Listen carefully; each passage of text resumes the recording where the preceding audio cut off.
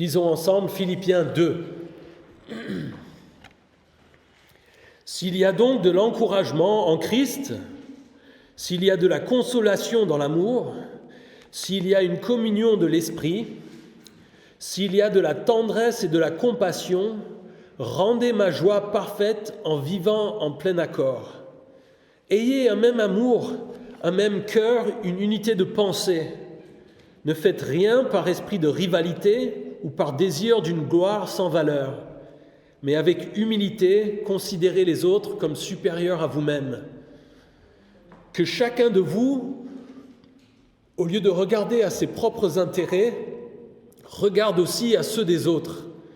Que votre attitude soit identique à celle de Jésus-Christ, lui qui est de condition divine. Il n'a pas regardé son égalité avec Dieu comme un butin à préserver, mais il s'est dépouillé lui-même en prenant une condition de serviteur, en devenant semblable aux êtres humains. Reconnu comme un simple homme, il s'est humilié lui-même en faisant preuve d'obéissance jusqu'à la mort, même la mort sur la croix. C'est aussi pourquoi Dieu l'a élevé à la plus haute place et lui a donné le nom qui est au-dessus de tout nom, afin qu'au nom de Jésus, chacun plie le genou dans le ciel, sur la terre et sous la terre, et que toute langue confesse que Jésus-Christ est le Seigneur, à la gloire de Dieu le Père. Amen. Nous continuons donc ce matin notre étude dans Philippiens, et c'est une lettre que Paul a écrite à une église qui se trouvait à Philippe, en Macédoine, les Philippiens, et dans le passage précédent, il a mis en garde et il a encouragé les chrétiens de cette église à tenir bon par rapport à une menace extérieure, quelque chose qui venait de l'extérieur, de la persécution, des difficultés. Et il leur disait à tenir bon, et il utilisait son exemple. Au moment où il écrit la lettre, il est en prison à Rome pour son annonce de l'évangile, et il leur dit « Regardez-moi, Dieu se sert de moi, soyez encouragés et continuez vous aussi à faire avancer l'évangile. Et ne soyez pas effrayés par la persécution ou par les choses extérieures. » Et aujourd'hui, Paul va aborder un autre point qui est un grand danger pour l'Église. L'Église a un ennemi, Satan, le monde, notre chair, et souvent Satan s'attaque à nous de l'extérieur. Va faire qu'il y a des lois, qu'il y a de la persécution, des choses de l'extérieur, et ça c'est une chose auquel il faut faire attention et qui est difficile. Mais il y a un autre danger, c'est le danger depuis l'intérieur. Le danger de la division, le danger de la rivalité, le danger qu'on soit ici une église, peut-être on n'a pas d'attaque de l'extérieur, mais on commence à faire des clans et à se battre entre nous. Et au final, ça va avoir un effet similaire, ça va détruire l'église, mais de l'intérieur. Et Paul ici va exhorter les Philippiens à vivre dans l'unité, dans l'amour, les uns avec les autres, et ça va arriver au point d'orgue où il va leur dire c'est ce qui est normal en tant que chrétien, et regardez l'exemple de Jésus qui est notre exemple à suivre. Et c'est ce dont nous nous souvenons à Pâques. C'est quelque chose qui est extrêmement important pour nous aujourd'hui parce que dans notre monde, dans notre société dans laquelle nous vivons une individualité exacerbée. Où le monde nous dit, vous pouvez faire ce que vous voulez, chez vous, seul, tant que ça ne dérange pas, que les gens ne sont pas fâchés, faites ce que vous voulez. Et essaye de dire que ça n'a pas d'influence sur la société, sur les gens autour. Et la réalité, c'est que comment nous vivons affecte les gens autour de nous. La société est une somme de comment les gens vivent. Et dans nos couples, dans nos familles, dans nos entreprises, de partout, la manière dont nous vivons a un effet. Et Jésus a appelé les chrétiens à être le sel de la terre en disant ce sel, même si vous n'êtes pas nombreux, il va avoir un effet, il a un effet sur les gens autour. Mais ce qui est parfois difficile pour nous et quelque chose sur lequel il est important de penser, de méditer, peut-être de vous rappeler, c'est que comment je vis a un effet sur ma famille, sur vous, sur les gens autour de moi. Et si il y a du péché, s'il y a des choses dans ma vie qui ne vont pas, ça va avoir un effet sur vous, sur les autres. Et en tant que chrétiens, dans l'Église, nous devons chercher à vivre en pensant aux autres et en pensant que comment je vis, les décisions que je prends, les choses que je fais, peut-être même en secret, ont un effet aussi sur les gens autour de moi. Et peut-être qu'il y a des moments où vous vous dites, je vais aller faire ce que je veux, je sais que ce n'est pas la volonté de Dieu, mais ce n'est pas grave, je fais ça juste dans mon coin. Ça a un effet sur nous. Si je le fais moi, ça a un effet sur vous. Et Paul, ici, va leur dire, pensez aux autres. Pensez à vivre dans l'unité, dans l'amour, en cherchant aussi l'intérêt de l'autre. Et donc il commence au verset 1, « S'il y a donc de l'encouragement en Christ, s'il y a de la consolation dans l'amour, s'il y a une communion de l'esprit, s'il y a de la tendresse et de la compassion, rendez ma joie parfaite en vivant en plein accord. »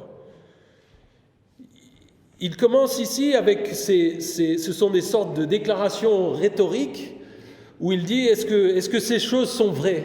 Et en fait, Paul ici suppose que ces choses sont vraies dans la vie des chrétiens. Il leur dit vous êtes chrétiens, donc vous avez normalement vécu, vous avez été encouragés par Christ. Vous avez été consolés par le fait que Dieu vous aime. Vous avez une communion de l'Esprit. Le fait que l'Esprit Saint soit en vous fait que vous participez à la vie de Dieu. Vous sentez la tendresse et la compassion de Dieu envers vous. Et Paul est en train d'expliquer, ce sont des choses normales dans la vie du chrétien. Ce sont des choses qu'on reçoit spirituellement, de manière, on va dire, spirituelle, en priant, en lisant la Bible, en interagissant avec Dieu comme ça. Mais ce sont aussi des choses que nous vivons en tant que chrétiens dans l'Église, que nous recevons de la part de nos frères et sœurs. Jésus agit dans son corps aussi à travers chacun d'entre nous. Et on est encouragé en Christ par nos frères et sœurs. On peut être consolé dans l'amour en Jésus qu'on ressent par nos frères et sœurs. On peut recevoir de la tendresse et de la compassion. On a une communion, une vie ensemble parce que nous sommes en Christ. Et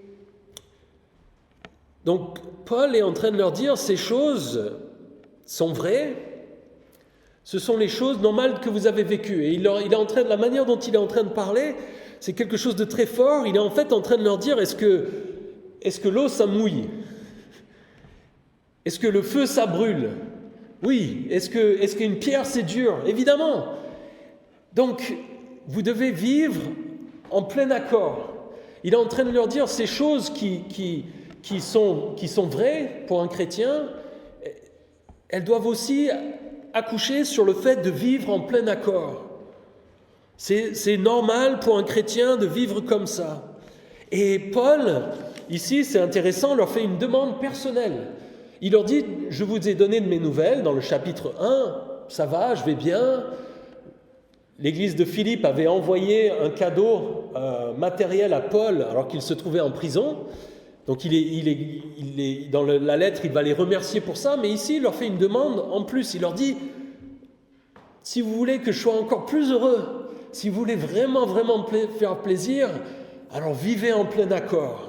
C'est quelque chose de vraiment fort si vous avez un ami, quelqu'un de proche dans la famille, et vous avez envie de lui faire plaisir, vous voulez faire quelque chose pour le bénir, pour l'aimer, et il vous dit, voilà ce qui me ferait vraiment plaisir.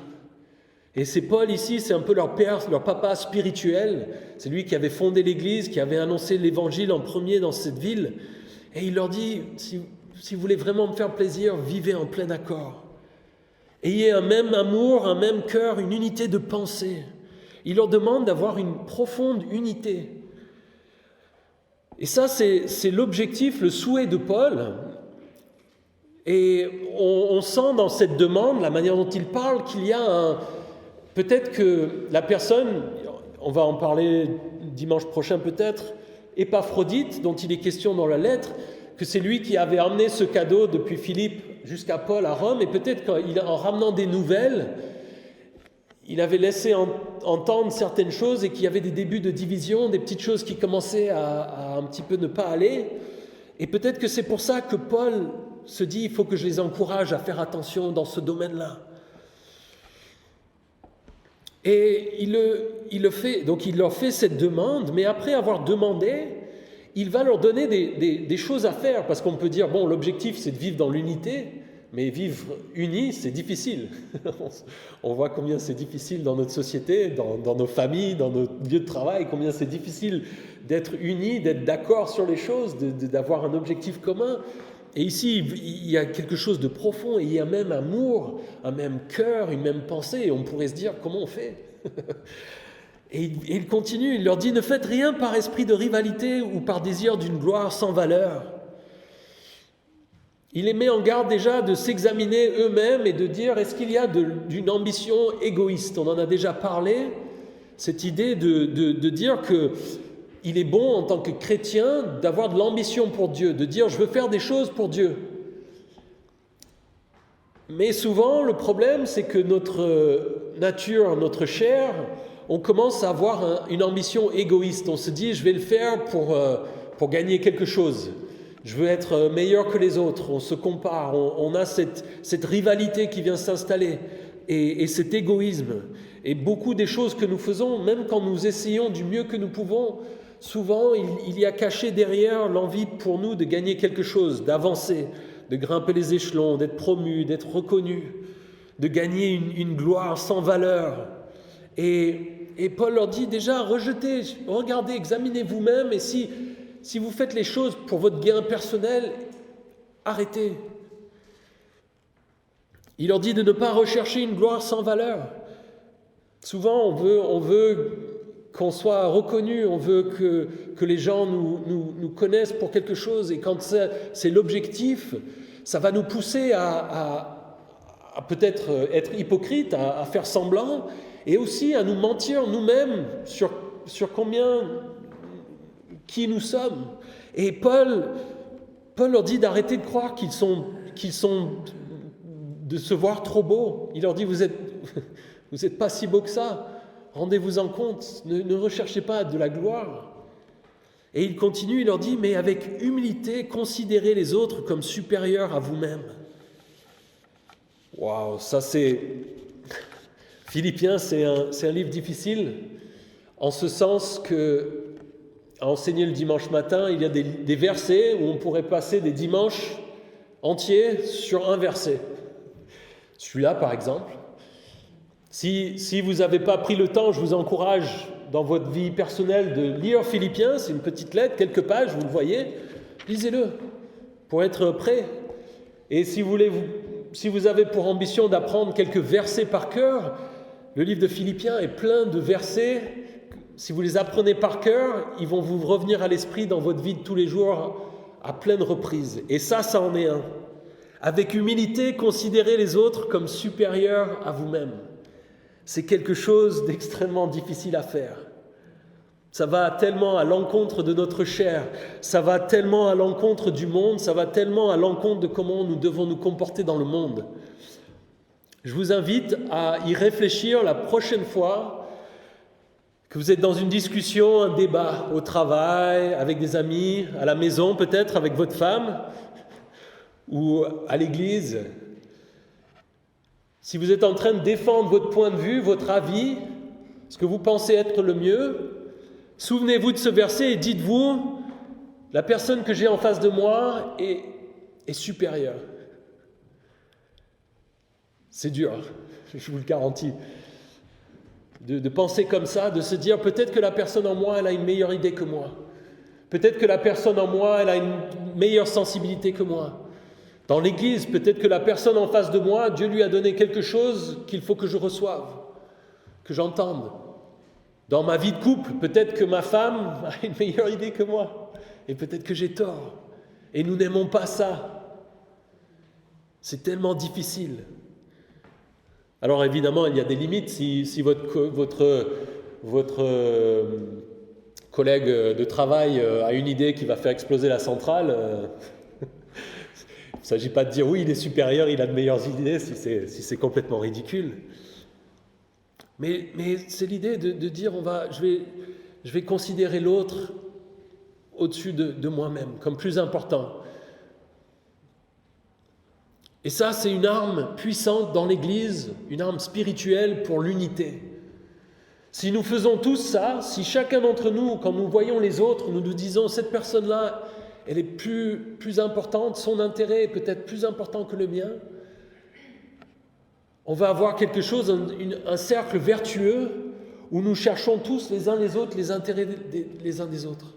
Et où au final, on est tous, d'une certaine manière, sur un pied d'égalité et où aucun d'entre nous n'a besoin de se débattre pour défendre ses intérêts, n'a besoin de se soucier, de savoir s'il va être écouté ou entendu. C'est quelque chose d'extrêmement beau quand nous arrivons à vivre comme ça. Et c'est quelque chose où il nous faut l'aide du Saint-Esprit dans nos vies. Mais c'est quelque chose que nous devons chercher à faire. Verset 4, que chacun de vous, au lieu de regarder à ses propres intérêts, regarde aussi à ceux des autres. C'est la conclusion logique. Si nous ne cherchons pas, si nous n'avons pas une ambition égoïste, si nous ne cherchons pas notre propre gloire, si nous regardons les autres et nous nous disons « lui, ils sont plus importants que moi », on en vient à penser plus aux intérêts des autres que les nôtres. Vous pouvez noter ici, entre parenthèses, qu'il ne s'agit pas de complètement s'oublier. Il est dit, au lieu de regarder à ses propres intérêts, qu'on regarde aussi à ceux des autres. C'est l'idée de priorité. Donc on ne doit pas complètement oublier et se laisser complètement épuiser et dépenser, mais c'est de chercher à regarder les autres avant. C'est quelque chose qui est extrêmement profond et sur lequel on pourrait passer beaucoup de temps à réfléchir. Et à Pâques, ce matin, c'est l'occasion de considérer l'exemple suprême de ça, de ce que Paul est en train de demander aux Philippiens. Celui qui l'a vécu le mieux du monde, le mieux dans l'histoire, c'est Jésus-Christ. Dans ce qu'il a fait en s'incarnant et en venant jusqu'à la croix mourir pour nous. C'est l'exemple suprême de quelqu'un qui met l'intérêt des autres avant le sien, qui dit « je vais m'occuper d'eux plutôt que de m'occuper de moi ». Et ce passage qui suit, les versets qui suivent, c'est, si vous ouvrez des livres de théologie, des commentaires sur ces textes, c'est des puits sans fond. Il y a des débats de théologiens sur la nature de Jésus. Est-ce qu'il est Dieu, il est homme, il est éternel, il est incarné, qu'est-ce que représente sa mort, où est-ce son exaltation maintenant, qu'il règne, son nom qui est plus grand que tous les autres noms. Il y a des choses sur lesquelles on pourrait passer. Il y a des théologiens qui passent leur vie à discuter de ce genre de choses. Je vous garantis, il y a des gens qui écrivent des livres et qui font des mémoires, des recherches, qui passent vraiment une vie dessus. Mais à la base, c'est quelque chose qui est simple. Paul est en train de leur dire, vivez dans l'unité, dans l'humilité, et vivez comme Jésus. Jésus est l'exemple. Et malgré le fait que ce soit quelque chose de si profond, théologiquement, théoriquement, il y a quelque chose de simple que tous nous pouvons vivre. Un enfant peut vivre ces choses. On peut dire, vis comme Jésus, sois humble, vivez ensemble, pense aux autres avant de penser à toi-même. Regarde l'exemple de Jésus et réfléchis à ça et cherche à vivre comme ça. Que votre attitude soit identique à celle de Jésus-Christ. Lui qui est de condition divine, il n'a pas regardé son égalité avec Dieu comme un butin à préserver.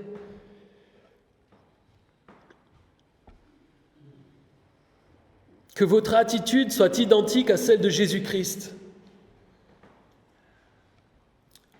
La maturité chrétienne, c'est de vivre comme Jésus. Être un chrétien fait, être un chrétien mûr, ce n'est pas d'avoir des tonnes de tomes de théologie dans la tête. C'est pas ça. Je l'ai déjà dit par le passé, on peut savoir tous les faits de la théologie, on peut discuter des points de profondeur théologique et ne pas vivre comme Dieu le veut. Et un chrétien qui n'est pas capable de sortir tous les termes latins, grecs, mais qui vit simplement, humblement, en prenant l'exemple sur Jésus, celui-là est plus mature et plus grand pour moi dans le royaume de Dieu que quelqu'un qui connaît tout mais qui ne vit pas en suivant l'exemple de Jésus. Et ces versets, encore une fois, ce sont des choses, je vous encourage à le relire, à y réfléchir cette semaine. Il y a des choses à méditer, des choses à recevoir. C'est quelque chose de tellement profond et merveilleux, et il y a tellement d'aspects à aborder.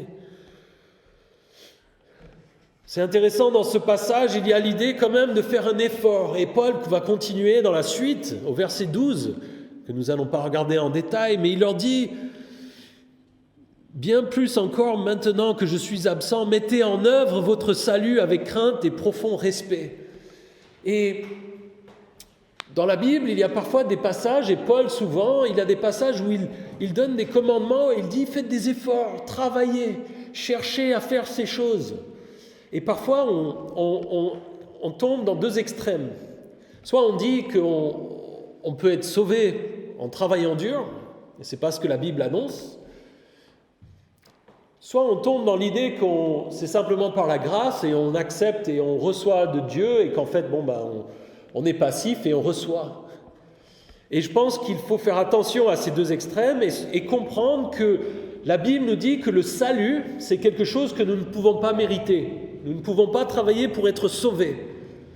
Nous sommes sauvés par la foi en Jésus-Christ, par la grâce, c'est quelque chose que nous ne méritons pas.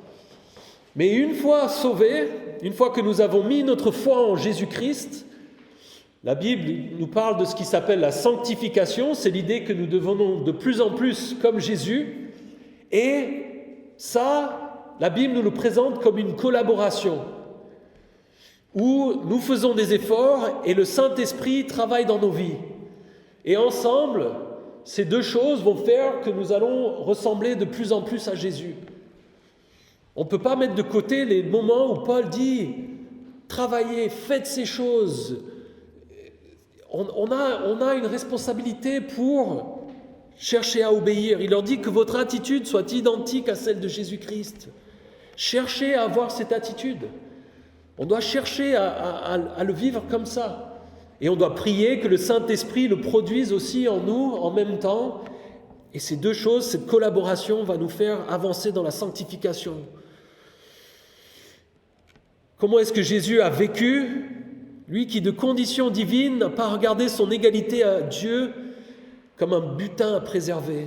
Il y a une autre traduction qui nous dit « Lui qui était de condition divine ne chercha pas à profiter de l'égalité avec Dieu. » La Bible nous dit que Jésus est Dieu incarné, que Jésus a existé avant son incarnation, avant sa naissance à Bethléem, avant même la création du monde, qu'il a existé, qu'il existe. Et qu'il est Dieu et que il a dans ça, le fait d'être Dieu, il a un statut qui déjà dépasse notre compréhension, dépasse ce qu'on peut comprendre. Et en fait, il nous dit, alors qu'il était Dieu, on est d'accord pour dire que Dieu peut profiter de sa position pour son propre intérêt. Si les hommes politiques peuvent tourner les choses et modifier les choses pour leur propre bénéfice, eux qui ne le méritent peut-être ou sans doute pas, nous dans nos vies, nous le faisons aussi. Quand nous avons des positions d'influence, de l'autorité sur des choses, Nous cherchons souvent à arranger les choses pour que ça nous arrange, pour que ça nous bénéficie. Si nous pouvons le faire, est-ce que Dieu, il pouvait le faire, s'il le voulait? Moi, je pense que c'est le seul qui en soit digne. Mais Jésus a dit, je vais pas chercher à profiter moi coûte que coûte. Je ne vais pas tout faire pour garder ma position. Et Jésus, donc qui était de condition divine, Dieu, qui a l'essence de Dieu, qui est Dieu dans sa nature, il s'est dépouillé lui-même en prenant une condition de serviteur, en devenant semblable aux êtres humains. Reconnu comme un simple homme, il s'est humilié lui-même en faisant preuve d'obéissance jusqu'à la mort, même la mort sur la croix. Il s'est dépouillé. Il y a l'idée qu'il s'est vidé. Il a mis de côté certaines de ses prérogatives divines, les choses auxquelles il avait le droit en tant que Dieu, certaines de ses caractéristiques, il les a mis de côté. Il y a des discussions de théologiens, mais l'idée reste que Jésus est resté parfaitement Dieu et il a ajouté à sa nature l'humanité. Et qu'en faisant ça, il s'est limité. Il a mis de côté certaines des caractéristiques auxquelles il était habitué. Par le passé, je vous avais donné l'exemple, si je vous découpe dans un morceau de papier un petit bonhomme en 2 dimensions, donc un petit bonhomme en papier, et que je vous le montre, si je vous dis, on va prendre votre tête, vos pensées, votre cervelle, votre être, et on va le mettre dans ce petit bonhomme en papier. Et vous serez dans cette condition de petit bonhomme en papier qui est en 2 dimensions, qui n'a pas de muscles, qui ne peut pas manger, qui ne bouge pas, C'est la même idée. Dieu vit hors du temps, hors de nos dimensions, a créé l'univers et il est venu s'incarner dans un homme. C'est comme si vous preniez forme dans un bonhomme en 2 dimensions en papier. On comprend qu'on sera limité. Et Jésus s'est humilié de la même manière, en devenant un homme.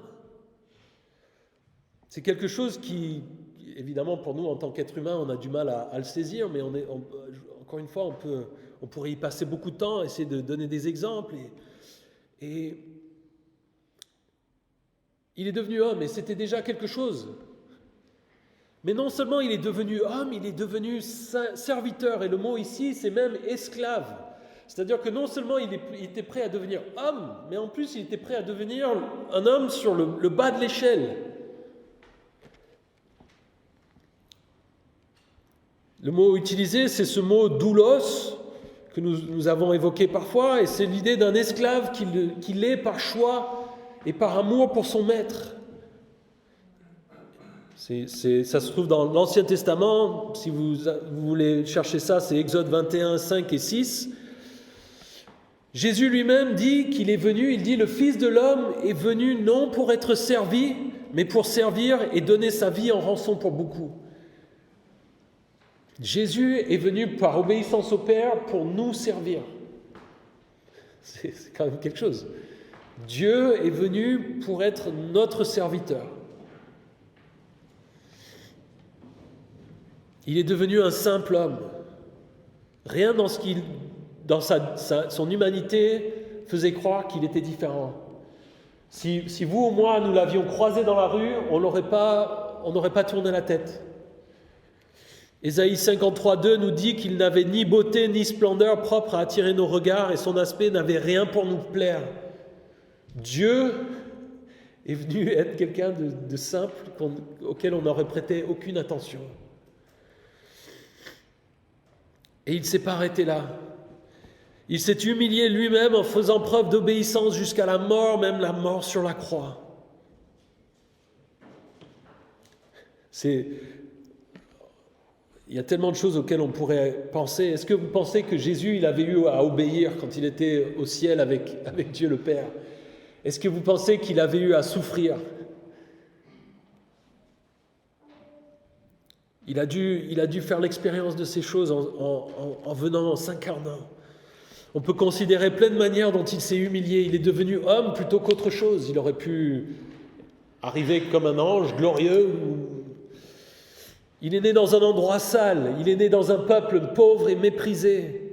Il est né comme un enfant. Est-ce que vous avez déjà vu un enfant? J'ai mon frère qui vient d'avoir... Je suis oncle pour la 2e fois cette semaine. Être bébé, c'est humiliant. Un bébé tout seul, il ne sert à rien. Il fait rien. Il crie et puis c'est tout. Jésus aurait pu apparaître comme un homme tout fait. Il est resté sous l'autorité de ses parents. Il a appris humblement à être un menuisier. Vous imaginez Dieu qui se fait taper sur les doigts, tu dois couper le bois comme ça. Attends, il faut que tu choisisses. Dieu qui dit c'est moi qui ai créé le bois. Il s'est humilié.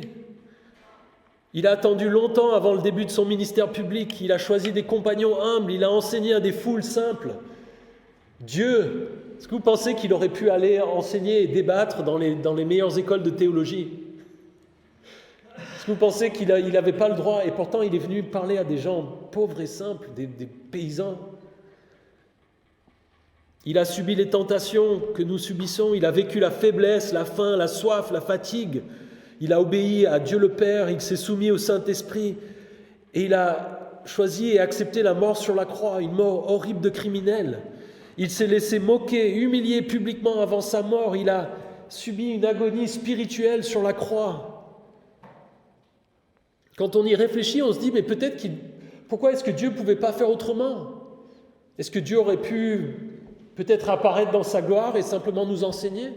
La Bible nous explique que non, qu'il y avait besoin de ce sacrifice, qu'il paye à notre place.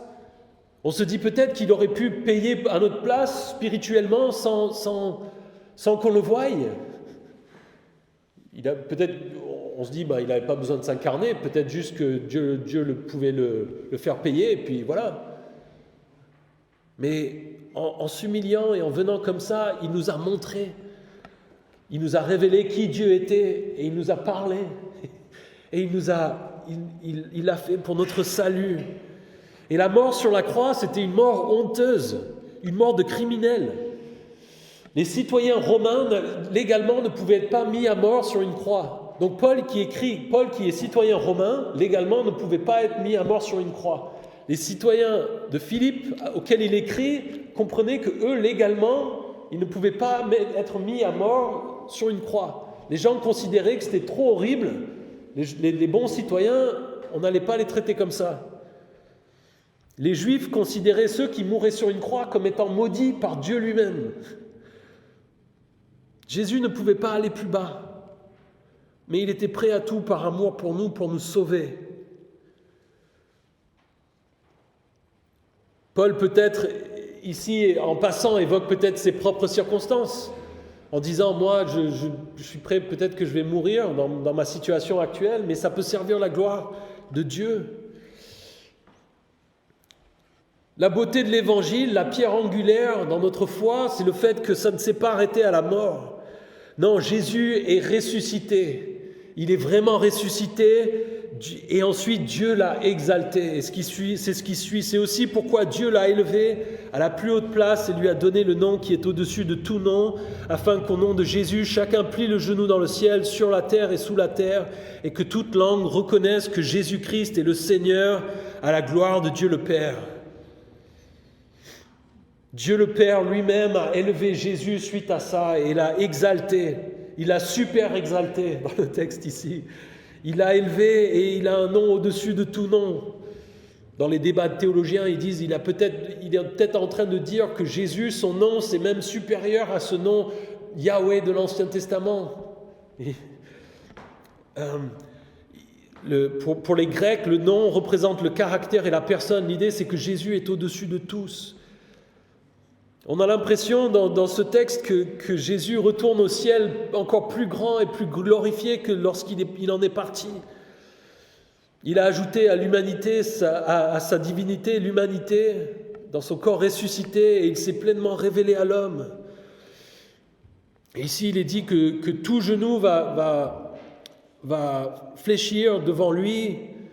Toute l'humanité sera un jour soumise à Jésus. Et je ne pense pas qu'il s'agisse d'un salut universel. L'idée, c'est qu'un jour, tous devront reconnaître la réalité et la vérité de qui Jésus est. Et pour les uns, ce sera avec une grande amertume et un chagrin. Et pour les autres, ce sera une joie infinie. Tous ceux qui sont dans le ciel, sur la terre et sous la terre, toute la création, toute langue va confesser. Avec l'action de s'agenouiller, les paroles vont être jointes aux actes. Peut-être qu'il y aura un moment d'ailleurs où toute l'humanité de l'histoire sera rassemblée pour louer Jésus. On ne sait pas. Et Jésus-Christ est le Seigneur. Et c'est intéressant ici quand on se rappelle ce contexte des Philippiens, qui étaient dans cette ville romaine qui subissait de la persécution. Les empereurs romains avaient instauré un culte de l'empereur où ils voulaient que les citoyens prennent une pincée d'encens, la fassent brûler une fois par an et disent « l'empereur est Seigneur ». Et le mot « Seigneur », c'était le mot « kurios » en grec, et les Juifs le traduisaient par Yahweh. C'est l'idée qu'on disait « César est Dieu ». Et Paul ici, il est en train de leur dire « non, ça c'est de l'idolâtrie ». C'est Jésus qui est le Seigneur, c'est Jésus qui est Dieu. C'est Jésus le seul. Tenez bon, ne tombez pas dans ce piège. Et peut-être qu'il pensait même lui à son procès à venir, qu'il allait se trouver devant César. De se dire non, César, il peut être aussi grandiose qu'il le veut. C'est Jésus qui est Seigneur. Et là, si ça vous intéresse, il y a des choses très intéressantes de la part de théologiens et d'historiens, parce que l'empereur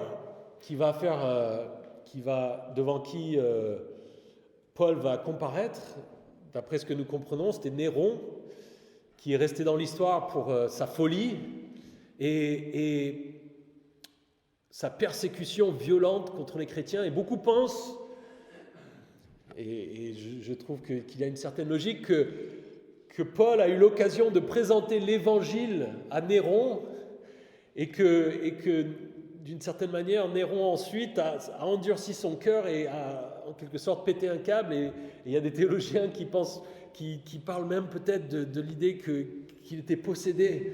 Quand on lit les choses qu'il a faites envers les chrétiens, c'est d'une violence et d'une haine inouïe. Et Paul se rappelle ici, il rappelle aux Philippiens, et il leur dit « Tenez bon, Jésus est le Seigneur. » Et un jour, tous vont le reconnaître. Et encore une fois, ça aurait pu être un cours de théologie magistrale, mais l'idée, c'était simplement de dire, c'est l'exemple. Jésus est notre exemple. Et il voulait les encourager dans les épreuves qu'ils allaient affronter. Il voulait qu'ils comprennent aussi ce que lui était en train d'endurer. Et il voulait qu'ils vivent une foi chrétienne sincère, vraie et unie, même dans la difficulté. Et ce message de la mort et de la résurrection de Jésus, cet exemple de Jésus et de comment il a vécu, c'est quelque chose qui est d'une profondeur incroyable et qui nous parle que l'on soit chrétien ou que l'on ne le soit pas. Si on croit en Jésus, c'est un exemple pour nous à suivre. Comme Paul vient de le présenter, il dit « Soyez unis, vivez ensemble. » Et comment vous devez vivre ensemble, c'est en rejetant votre égoïsme et en cherchant à vivre avec l'intérêt de l'autre avant le vôtre et en prenant exemple sur Jésus là-dedans. Nous ne sommes pas appelés à régner, à être riches, à avoir un statut spirituel, à dire qu'on ne va plus être malade, qu'on va tout va aller bien et qu'on va être les rois du monde. Non. L'exemple de Jésus, c'est de vivre dans l'humilité, d'aimer les autres. Et pour ceux qui ne croient pas en Jésus-Christ, qui n'ont pas mis leur foi en lui, cette croix s'adresse à eux en disant « Il y a besoin que vous soyez sauvés. Vous avez un problème du péché avec Jésus. » Avec Dieu, pardon, vous avez une dette qui est problématique. Et s'il y avait un moyen d'aller à Dieu, d'aller au ciel sans la venue de Jésus, on en aurait entendu parler. Mais il fallait que Jésus vienne. Et il est venu, il s'est humilié par amour pour vous, par amour pour nous. Et à Pâques, nous nous souvenons de ça, nous nous souvenons de cette humiliation. Et c'est un bon exercice de nous le rappeler, c'est un exercice que nous cherchons à faire chaque fois que nous prenons la Sainte Seine d'ailleurs, c'est nous rappeler ce que Jésus a fait et de nous rappeler que c'est lui notre exemple. Et nous allons prendre la Sainte Seine dans quelques instants et nous le rappeler encore. Mais en tant que chrétiens, ce qui est merveilleux et ce qui nous donne l'occasion de chanter et de nous réjouir à Pâques, c'est que cette mort, cette humiliation ne s'est pas arrêtée là. Jésus est ressuscité, il est vraiment ressuscité et c'est ce qui donne un sens profond et finalement significatif à cette humiliation de Jésus. C'est que ça s'est fini en victoire, en exaltation et en règne. Et nous sommes au bénéfice de tout ça et nous pouvons nous réjouir ce matin. Donc prions et puis ensuite nous prendrons la Sainte Seine ensemble. Jésus, merci pour ta mort, merci pour cette humiliation, merci pour tout ce que ça t'a coûté. Nous n'arrivons pas vraiment à comprendre, Seigneur, mais nous voulons chercher à suivre ton exemple. Aide-nous à réfléchir sur ces choses, ces vérités, et que ton exemple transforme et soit réalisé dans nos vies par ton Saint-Esprit, Seigneur, et par notre désir de t'obéir. Transforme-nous, Seigneur. Travaille dans nos cœurs, dans nos vies. Nous voulons vivre en plein accord, nous voulons vivre en étant un derrière toi. Merci pour ce sacrifice et pour cette résurrection qui nous donne l'assurance du salut. Merci Seigneur Jésus. Toi seul es Seigneur et Sauveur. Sois glorifié ce matin. En ton nom nous prions. Amen.